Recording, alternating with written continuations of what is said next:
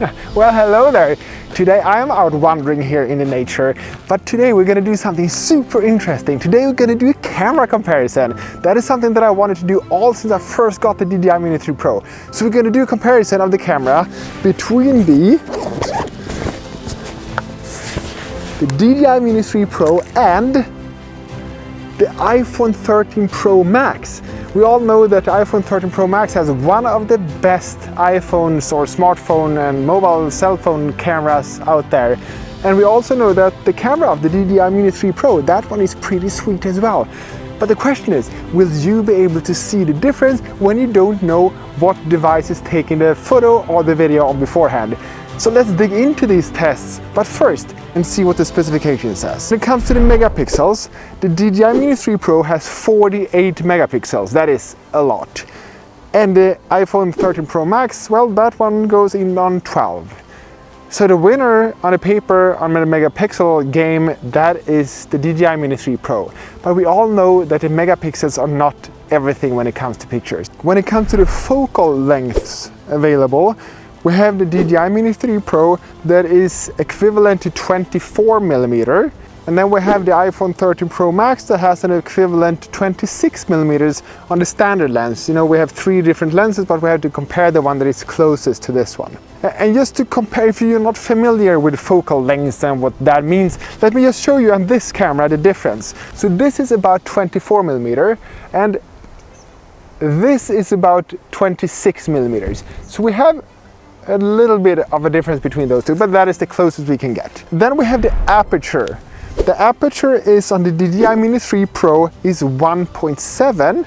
On the iPhone 13 Pro Max we have 1.5. It's not a huge difference, but it is a small difference. If you don't know what an aperture is and what it does, is that the aperture is inside the camera lens. You have the iris, let's say it's like the pupil of the eye, and the number says how much you can open up that iris. So the smaller number you have, the bigger it can open up. So the iPhone 13 Pro Max can open up a little bit bigger. That means that it can bring in more light into the sensor and into the camera. So in the theory it should give better low light pictures. But you're going to shorten the amount of depth you get in the picture. So for example, if you go like here, you can see that I'm sharp, but the background is blurry. And now we are on a 5.6. If I'm going to change that, so we go to, on this lens, I can have maximum 2.8, like that. Now you can see that a lot more of the background is blurry. So that is basically what the aperture does. And then we had the video resolution on the DJI Mini 3 Pro. Well, they both have 4K, and I'm gonna put both of them on 30 frames per second so we can compare that too. And because the iPhone 13 Pro Max doesn't have any picture profile like log or such, I'm not gonna use that on this little drone either. So I'm gonna have in the normal setting on that one and the normal setting on the phone as well. Now it's time to get out and try these cameras out and compare them to each other. And the question is, will you be able to see the difference? And if you will see the difference, can you figure out which one is from what device? Let's try it.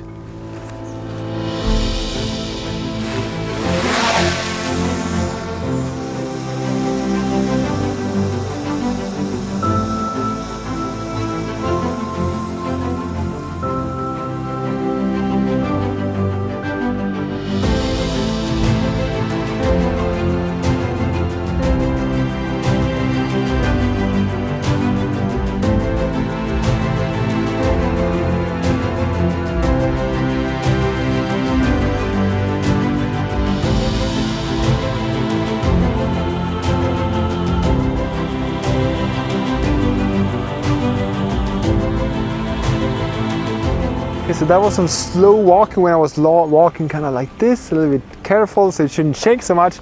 Now I'm gonna do the run test to see how will this pair up and work whenever I'm running. Let's do it.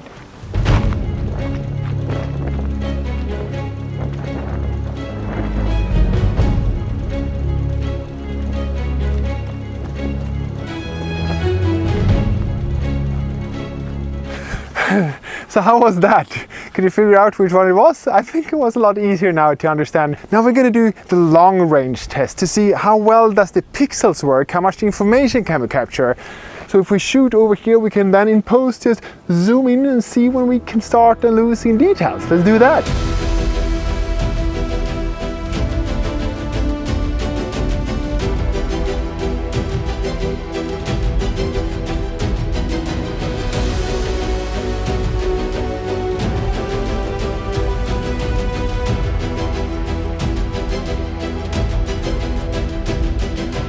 So for the next thing, we're going to do a dynamic range test. That means that we're going to see how much bright can we capture and how much dark at the same time.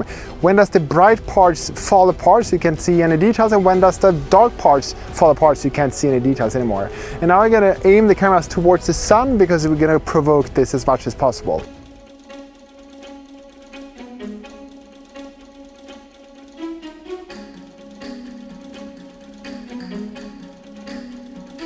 So the next thing we're going to do that is compare the picture quality of these two. And what we're going to get to keep in mind is that the DJI Mini 3 Pro has a lot more pixels than the iPhone. So let's see how they compare to each other when we take pictures.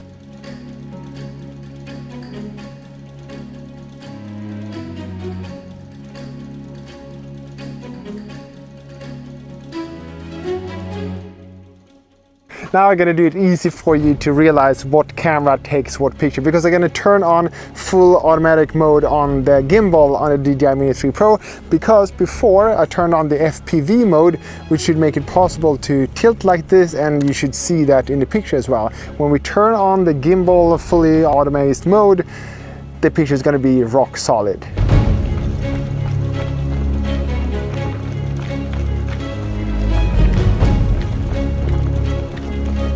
Next thing we're going to do to make this video complete, that is to try out the night mode of these two cameras. How well do they perform when it's dark outside? So let's wait. No, I'm not going to make you wait until it gets dark, of course, because it's going to take many hours, because now we are up in Sweden, or actually I'm in Finland right now, and it's not getting dark until far after midnight in the summer times. So I'm going to do the best I can, but I'm going to get back when it's dark so we can try these cameras out where we can't see so much. So now it's really dark here. It's past midnight and we're gonna do the camera test with the phone and the drone to see how good the low light capabilities are. Let's do it.